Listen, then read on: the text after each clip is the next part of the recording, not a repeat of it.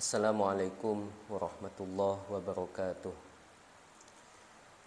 Alhamdulillah wassalatu wassalamu ala Rasulillah wa ala alihi wa sahbihi wa mawalah. Qala Allah Ta'ala fi kitabihil karim, Rabbi shrah li sadri wa yassir li amri wahlul 'uqdatam min lisani yafqahu qawli. Amma ba'du. Sahabat-sahabat muslimin dan muslimat rahimakumullah. Syukur alhamdulillah sampai detik ini kita masih bisa menjalankan serangkaian ibadah di bulan suci Ramadan dalam keadaan sehat walafiat, dalam kesempatan dan kemauan kita juga yang telah Allah anugerahkan kepada kita. Marilah kita gunakan kesempatan ini dengan sebaik-baiknya. Sahabat-sahabat sekalian, muslimin dan muslimat, shaimin dan shaimat rahimakumullah. Pembahasan kita selanjutnya kajian terhadap kitab Ar-Risalah Al-Jami'ah lil Habib Ahmad bin Zain bin Alawi Al-Habsyi, memasuki pembahasan tentang fardu-fardunya salat. Bismillahirrahmanirrahim. Qala al-musannif rahimahullah wa nafa'ana bihi wa bi ulumihi fid dharain amin. Furudus salati, fardu-fardunya salat. Fardu-fardunya salat di sini dimaksud adalah rukun-rukunnya salat. Jadi seperti saya jelaskan sebelumnya, rukun kalau ibaratkan dalam bangunan itu adalah tembok. Jadi salah satu saja hilang, maka robohlah tembok itu, maka tidak sahlah salat yang kita lakukan jika salah satunya tertinggal. An-niyatu, niat. Niat di sini ketentuannya dalam hal salat fardu adalah harus ada yang namanya qasdun, sengaja, yang itu diwakili dengan kata-kata usolli atau dalam bahasa Indonesia saya sholat. Kemudian ada yang disebut dengan at-ta'arud, menyinggung apa? Menyinggung fardiyahnya. Usolli fardho. Nah, itu diwakili dengan kata-kata fardho, menyinggung bahwa sholat ini adalah sholat fardu, sholat wajib. Kemudian yang ketiga adalah at-ta'yin, menentukan ini sholat apa yang sedang kita laksanakan, subuhkah, isyakah, atau sholat apa. Nah, jadi kalau minimal niat sholat fardu itu adalah usolli fardos subahi misalnya ya, dalam konteks sholat subuh, usolli fardos subahi. Nah, beda halnya nanti konteksnya kalau misalnya kita sholat dalam keadaan menjadi makmum atau imam, maka ada tambahannya. Ketika imam maka imaman, ketika makmum maka ada kata-kata makmuman. Nah, itu ya. Wa takbiratul ihrami ma'an niyati, yang selanjutnya fardu salat yang selanjutnya adalah takbiratul ihram ma'an niyati, disertai dengan niat. Jadi niat itu kita ucapkan di dalam hati bersamaan lisan kita mengucapkan takbiratul ihram.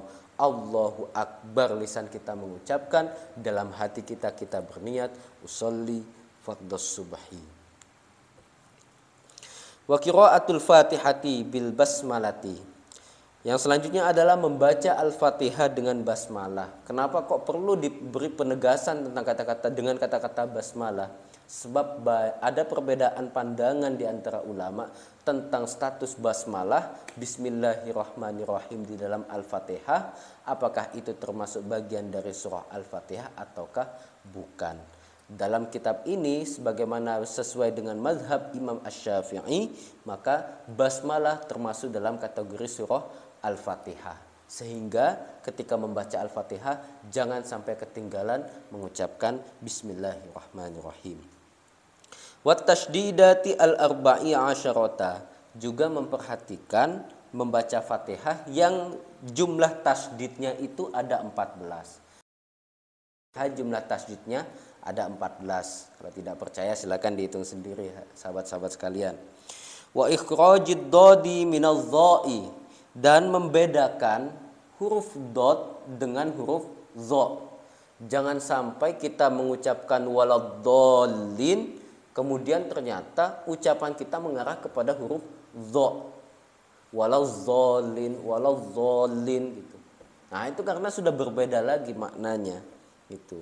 Sebab kenapa walaisa fil Fatihati dho'un? Karena di dalam surah Al-Fatihah tidak ada huruf dho. Jadi tidak ada huruf dho di dalam Fatihah. Jadi jangan sampai kemudian ada salah satu huruf diganti dengan huruf dha. Itu berarti ada hal yang kita rubah di dalam hal-hal yang prinsip dalam sholat, rukun dalam sholat, sehingga fatihahnya dinyatakan tidak sah. Kalau fatihahnya dinyatakan tidak sah, maka ya gimana sholatnya? Itu artinya sahabat-sahabat sekalian, dalam memilih imam sholat, maka didahulukanlah imam yang benar bacaannya. Tidak perlu bagus, yang penting benar. Kadang ada orang bagus bacaannya, lagunya bagus, suaranya bagus, tapi tidak benar.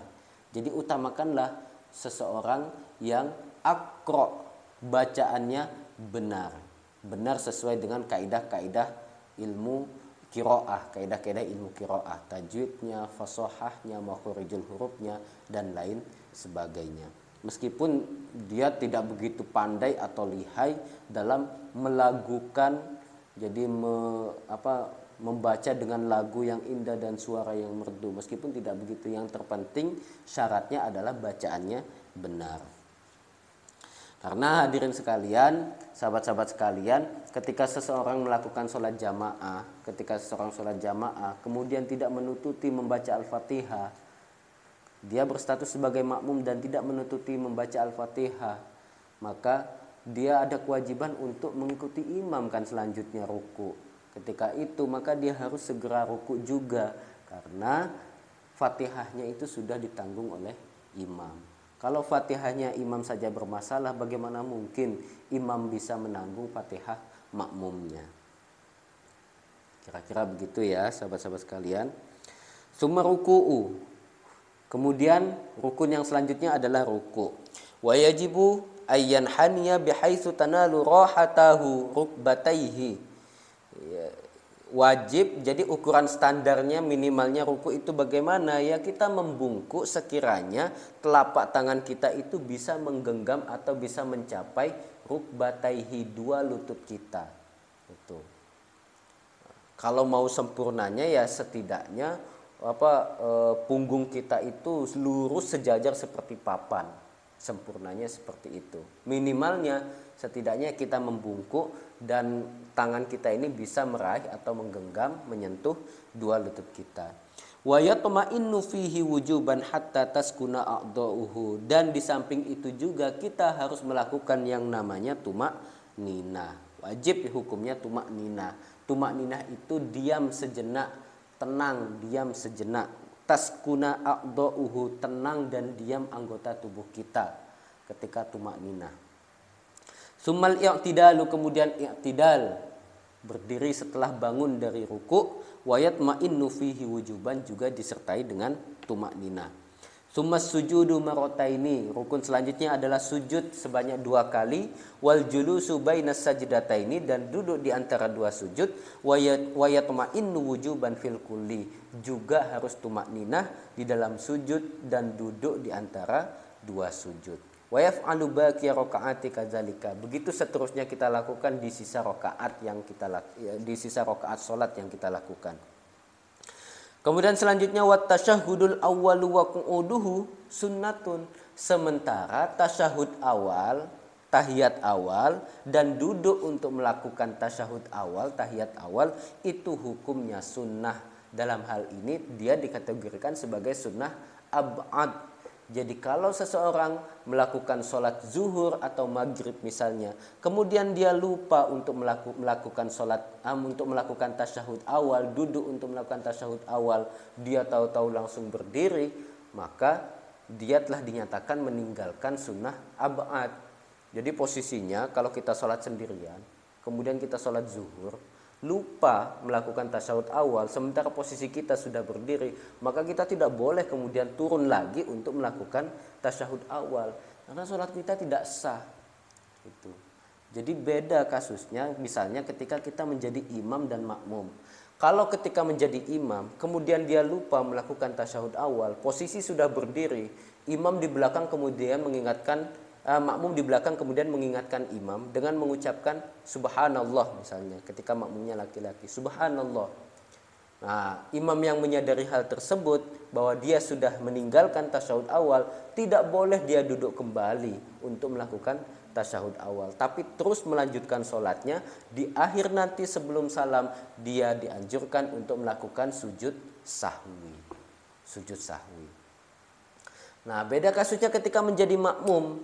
Kalau makmum lupa tasyahud awal, tahu-tahu dia sudah berdiri sementara imamnya sedang dalam posisi duduk untuk melakukan tasyahud awal, maka makmum punya kewajiban. Jadi dia dihadapkan pada kewajiban untuk ikut imam dan sunnah melakukan tasyahud awal. Maka yang harus dia pilih adalah ikut imam. Jadi sama kasusnya kayak tadi, ketika imamnya bangun meninggalkan tasyahud awal, makmum harus ikut juga. Jangan malah kemudian dia duduk dulu untuk melakukan tasyahud awal, karena dia punya kewajiban untuk mengikuti imam. Itu ya. Wat tasyahudul akhiru wal julusu fihi fardun. Sementara tasyahud awal dan sementara tasyahud akhir dan duduk untuk melakukan tasyahud akhir itu termasuk fardu atau rukun. Ya, jadi tasyahud awal itu sunnah, tasyahud akhir itu yang fardu, yang rukun. Wassalatu ala nabi sallallahu alaihi wasallam ba'da tasyahudi wa qabla salami fardun.